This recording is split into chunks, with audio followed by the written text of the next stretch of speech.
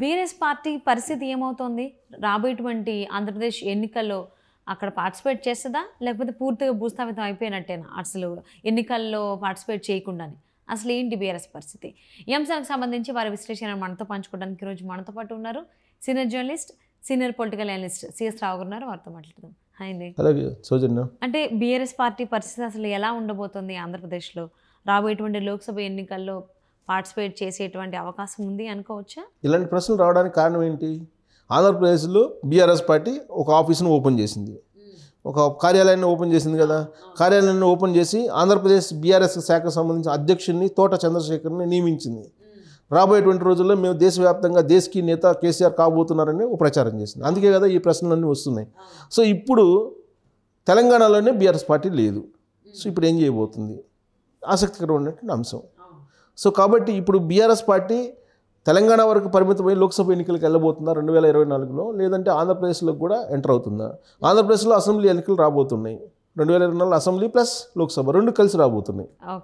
కాబట్టి ఇప్పుడు BRS party ఆంధ్రప్రదేశ్లో ఎంటర్ అయ్యేటువంటి ఛాన్సెస్ ఉన్నాయా అనే దాని మీద చాలా ఆసక్తికరమైనటువంటి చర్చ జరుగుతుంది.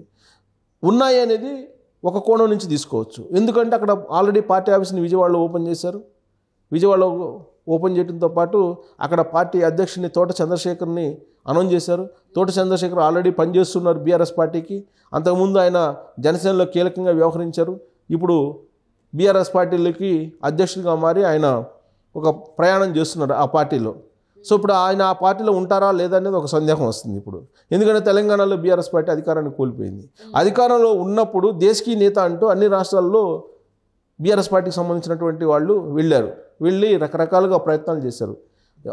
ఆయా రాష్ట్రాల్లో బలమైనటువంటి పార్టీలతోటి జతగట్టి ఒక 100 లేదంటే అట్లీస్ట్ 50 ఎంపీ స్థానాలను గెలుచుకోవాలి. అసలు 100 టార్గెట్గా పెట్టుకున్నారు. ఒక 50 స్థానాల్లో ఒక 50 ఎంపీస్ని కనుక చేతిలో పెట్టుకుంటే ఢిల్లీ పేటాన్ని ఎక్కచ్చు, దేశకీ నేత కేసీఆర్ ప్రధానమంత్రి కావచ్చు అని చెప్పి అప్పట్లో ఒక పెద్ద ఎత్తున చర్చ నడిచింది. సో ఎలా అవుతారు దేశకీ నేత అంటే అప్పుడు ప్రశాంత్ కిషోర్ యొక్క రాజకీయ వ్యూహాలు, ప్రశాంత్ కిషోర్ యొక్క ఆలోచనలు వీటన్నింటిని కూడా ఫామ్ హౌస్ కేంద్రంగా చేసుకొని కేసీఆర్ అలాగే ప్రశాంత్ కిషోర్ దాదాపు 2-3 రోజుల పాటు దాన్ని అధ్యయనం చేసి మేధోమథనం చేసి దాని నుంచి ఒక క్రీమ్ని బయటికి తీశారు. బయటికి తీసి ఫస్ట్ మన ప్రయాణం మహారాష్ట్ర నుంచి ఉండాలి. మహారాష్ట్రలో అక్కడ ముందు మనం జెండా ఎగరాలి, మన గులాబీ జెండా అని చెప్పి మహారాష్ట్రకి ఒక పెద్ద ర్యాలీతోటి కొన్ని వందల కార్లతోటి కేసీఆర్ ఎంటర్ అయ్యి అక్కడ లోకల్ బాడీ ఎలక్షన్స్లో అలాగే మార్కెట్ యార్డ్కి సంబంధించినటువంటి ఎలక్షన్లో పార్టిసిపేట్ చేశారు. డిపాజిట్లు రాలా, ఎక్కడా కూడా డిపాజిట్లు రాలా. కానీ కొన్ని గ్రామాలు మమ్మల్ని తెలంగాణలో కలపమని చెప్పి అడుగుతున్నారని చెప్పి పెద్ద ఎత్తున ఆ రోజున బీఆర్ఎస్ పార్టీ ప్రచారం చేసుకుని మహారాష్ట్ర విలేజెస్ని తెలంగాణలో కలుపుకోవాలని చెప్పి అక్కడ ఉండేటువంటి విలేజెస్, సరిహద్దులో ఉండేటువంటి విలేజెస్ చాలా అడుగుతున్నాయి.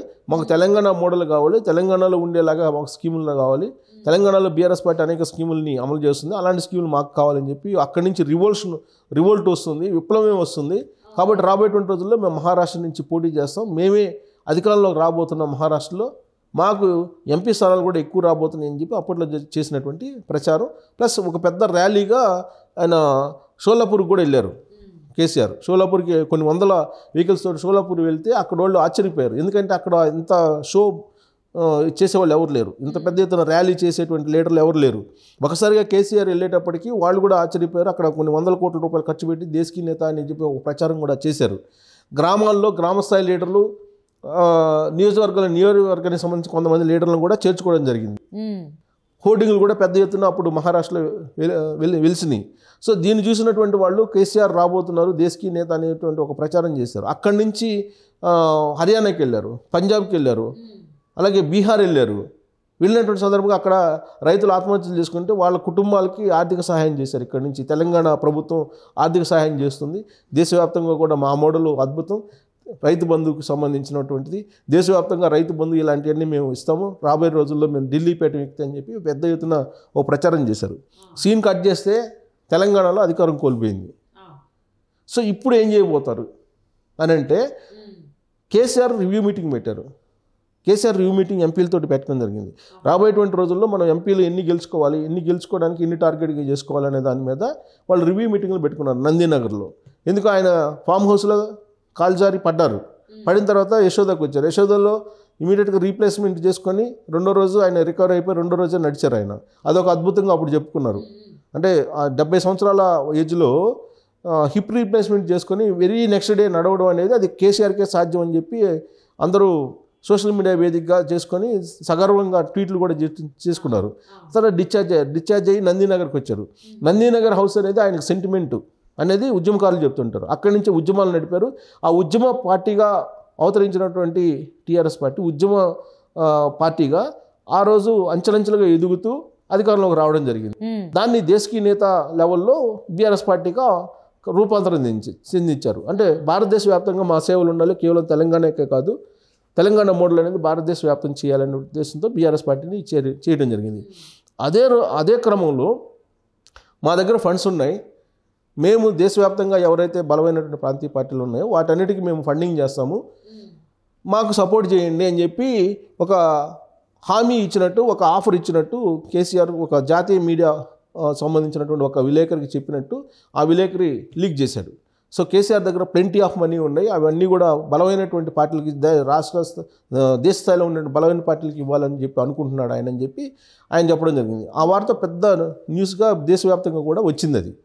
అలాగే ఇప్పుడున్నటువంటి పరిస్థితుల్లో ఆయన ఆస్తులు కూడా ఇప్పుడు చూసుకుంటే కనుక టీఆర్ఎస్ పార్టీ లేదంటే బీఆర్ఎస్ పార్టీకి సంబంధించినటువంటి ఆస్తులు దాదాపుగా 1400 కోట్లు ఉన్నాయి.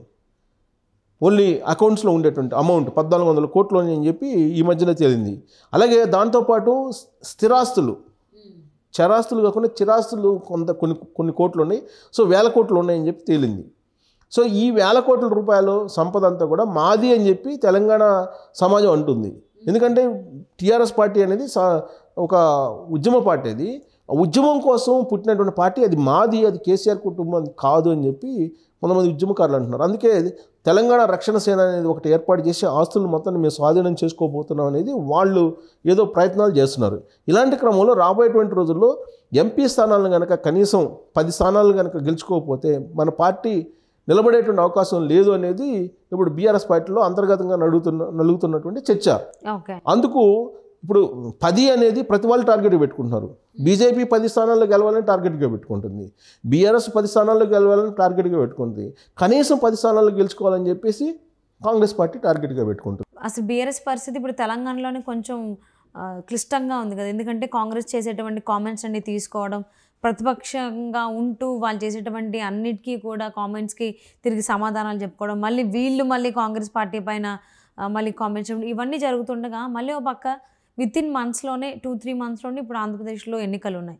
సో వీటిని మీద టార్గెట్ పెడతారా, అంటే వీటికి టైం కేటాయించగలుగుతారా, లేకపోతే కాంగ్రెస్ పార్టీ నుంచి వచ్చేటువంటి ఆరోపణలే ఎదుర్కొనేటువంటి టైం ఇక్కడే సరిపోతుంది అంటారా? అంటే కాంగ్రెస్ పార్టీ చేస్తున్నటువంటి ఆరోపణలు అవి నిజం కాదని చెప్పి అసెంబ్లీ వేదికగా చెప్పారు. అందుకే శ్వేతపత్రాలు అని చెప్పి విడుదల చేశారు. ఇవాళ శ్వేతపత్రాలని అసెంబ్లీ వేదికగా కాంగ్రెస్ పార్టీ విడుదల చేస్తే శ్వేతపత్రాలు అని చెప్పి ఇవాళ బీఆర్ఎస్ పార్టీ విడుదల చేస్తుంది. ఎందుకు శ్వేతపత్రాలు అని చెప్పి వాటికి పేరు పెట్టారంటే రేవంత్ రెడ్డి సమాజాన్ని కళ్ళకు కట్టినట్టు చూపించింది కాంగ్రెస్ పార్టీ. దానికి పోటీగా ఇప్పుడు శ్వేతపత్రాలను రిలీజ్ చేస్తుంది బీఆర్ఎస్ పార్టీ. ఇవాళ ఆ కార్యక్రమాన్ని పెట్టుకుంది. ఆ తర్వాత ఈ శ్వేతపత్రాలను చూసిన తర్వాత కాంగ్రెస్ పార్టీ ఏం చేస్తుందంటే స్వాహా పత్రాలని విడుదల చేయబోతుంది. ఏంటి స్వాహా పత్రాలు అని అంటే కేసీఆర్ అని సంపాదించాడు, కేటీఆర్ అని సంపాదించాడు, హరీష్ రావు అని సంపాదించాడు, కవిత ఎంత సంపాదించింది, వీళ్ళు ఇండివిజువల్గా ఎవరెవరు ఎంత సంపాదించారు అనేది ఒక లిస్టు తీసుకోబోతున్నారు. ఒక లిస్టు తీసి కల్వకుంట్ల ఫ్యామిలీతో పాటు ఎవరెవరైతే ఎక్కువగా అవినీతికి పాల్పడ్డారో వాళ్ళ లిస్టుని మొత్తాన్ని విడుదల చేయడానికి స్వాహా పత్రాలు అని చెప్పి విడుదల చేయబోతున్నారు. Constituency wise, parliament constituency wise విడుదల చేయబోతున్నారు. కల్వకుంట్ల ఫ్యామిలీది ఫస్ట్ విడుదల చేయడానికి కాంగ్రెస్ పార్టీ సిద్ధమైంది. సో ఇలాంటి పరిస్థితుల్లో బీఆర్ఎస్ పార్టీ ఏమనుకుంది, రాబోయేటువంటి రోజుల్లో మనుగడ సాధించాలంటే కనీసం 10 స్థానాలు ఎంపీ స్థానాలు గెలుచుకోకపోతే మన పార్టీని పట్టించుకునే వాళ్ళు ఉంటారని చెప్పి 10 స్థానాలు గెలవాలనుకుంటుంది. గెలవాలనుకుంటున్నటువంటి క్రమంలో ఒక స్ట్రాటజీని ప్లే చేస్తున్నారు కేసీఆర్. ఆ స్ట్రాటజీ ఏంటంటే రాబోయేటువంటి రోజుల్లో సిట్టింగ్ ఎంపీలు ఎవరైతే ఉన్నారో వాళ్ళకి టికెట్లు ఇవ్వకుండా ఎక్కువ మంది, ఇప్పుడు 9 మంది ఉన్నారు సిట్టింగ్ బీఆర్ఎస్ పార్టీకి సంబంధించిన వాళ్ళు. సో వాళ్ళకి ఒక 2-3 తప్ప మిగతా వాళ్ళకి మార్చాలి అనేటువంటిది ఒకటి. కల్వకుంట్ల కవితకు కానీ వినోద్కి కానీ ఇలాంటి వాళ్ళకి ఓకే టికెట్స్ పోటీ చేయడానికి గ్రీన్ సిగ్నల్ ఇచ్చేశారు. సో మీదకి నుంచి కేసీఆర్ పోటీ చేయడానికి ప్రయత్నం చేస్తున్నారు. అయితే ఇక్కడ మీదకి నుంచి చేయాలా లేకపోతే ఇంకెక్కడి నుంచి చేయాలా అనేది కూడా ఆలోచిస్తున్నారు. ఎందుకంటే నరేంద్ర మోడీ కూడా ఈసారి తెలంగాణ నుంచి పోటీ చేయాలనుకుంటున్నారు, మల్కాజ్గిరి నుంచి. అలాగే సోనియా గాంధీ మీదకి నుంచి పోటీ చేయాలనుకుంటున్నారు. వాళ్ళు పోటీ చేసేది దాన్ని బట్టి ఒక ప్లాన్ మార్చుకోవాలనేది ఒక కాన్సెప్ట్. రెండో కాన్సెప్ట్ ఏంటంటే ఇప్పటి వరకు బీఆర్ఎస్ పార్టీ గెలవనటువంటి లోక్సభ స్థానాలను ఐడెంటిఫై చేసి వాటిల్లో పోటీ చేసి ఎలాగైనా సరే 10 ఎంపీ స్థానాలు గెలుచుకుంటే కొంచెం గౌరవప్రదంగా ఉంటుంది, పార్టీ నిలబడుతుంది అనేది వాళ్ళ ఎత్తుగడ. ఇంకోటి ఏంటంటే బీజేపీ ఏంటంటే కనీసం 10 స్థానాల్లో మనం గెలవాలి, 18% ఓట్ బ్యాంక్ వచ్చింది మనకి, ఇప్పుడు లోక్సభ ఎన్నికల్లో మరింత పెరిగేటువంటి అవకాశం ఉంది, 10 స్థానాల్లో మనం గెలుస్తామని చెప్పి వాళ్ళు ఆల్రెడీ రివ్యూ మీటింగ్ పెట్టుకున్నారు. 28వ తారీఖున అమిత్ షా రాబోతున్నాడు. ఇంకొక వైపు కాంగ్రెస్ పార్టీ అధికారంలోకి వచ్చింది, మంచి దూకుడులో ఉంది, కనీసం 10 స్థానాలు మనం గెలుచుకోవాలి, ఆల్రెడీ 3 ఉన్నాయి ఇప్పుడు, సో 10 మనం గెలుచుకోవాలి ఈసారి అని చెప్పి వాళ్ళు ప్లాన్ చేస్తున్నారు. అంటే రాబోయేటువంటి ఎన్నికలు, లోక్సభ ఎన్నికలకు సంబంధించి ఏ పార్టీ వాళ్ళ ప్లాన్స్ వాళ్ళు పెట్టుకున్నారు. కానీ బీఆర్ఎస్ పరిస్థితి ఏంటి, ముందుకు వెనకను అన్నట్టుగా అనిపిస్తుందేమో. అలాంటి సిచ్యువేషన్లో బీఆర్ఎస్ పార్టీ ఉందేమో అనిపిస్తుంది. ఎందుకంటే అక్కడ ఆంధ్రప్రదేశ్లో తన ఉనికిని చాటుకోవాలంటే లోక్సభ ఎన్నికలు కంపల్సరీలో పార్టిసిపేట్ చేయాలి. అండ్ దట్ ఇక్కడ తెలంగాణలో కూడా లోక్సభ ఎన్నికల్లో పార్టిసిపేట్ చేయాలి, ఇక్కడ కూడా విన్ అవ్వాలి. సో రెండింటిలోనే విన్ అవ్వాలి, లేదు అంటే ఆంధ్రప్రదేశ్ని పక్కన పెట్టాలి.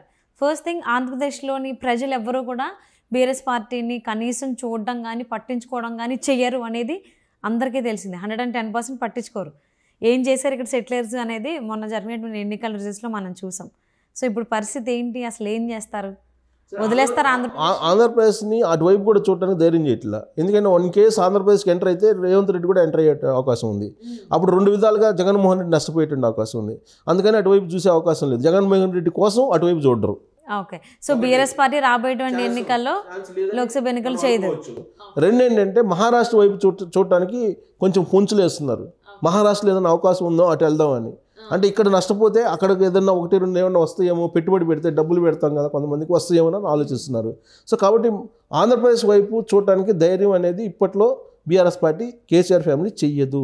దానికి కారణం ఏంటంటే జగన్మోహన్ రెడ్డి శ్రేయస్సు దృష్ట్యా అటువైపు చూడరని చెప్పి మనం ఒక విశ్లేషణ చేసుకోవచ్చు. సో సిచ్యువేషన్ ఎలా ఉందంటే ఇందాక ముందు అనుకున్నట్టే ముందుగా వెనక్కి ఉంది బీఆర్ఎస్ పార్టీకి సంబంధించి. కేసీఆర్ గారికి ఏమో ఒంట్లో బాగాలేదు, లీడ్ అంతా కేటీఆర్ గారే చేస్తున్నారు. సో మరి రాబోయేటువంటి లోక్సభ ఎన్నికల్లో ఎక్కడ పార్టిసిపేట్ చేస్తారు, ఎక్కడ వెనకడుగేస్తారు అనేది వేచి చూద్దామండి. And thank you so much for spending your valuable time with us. Thank you.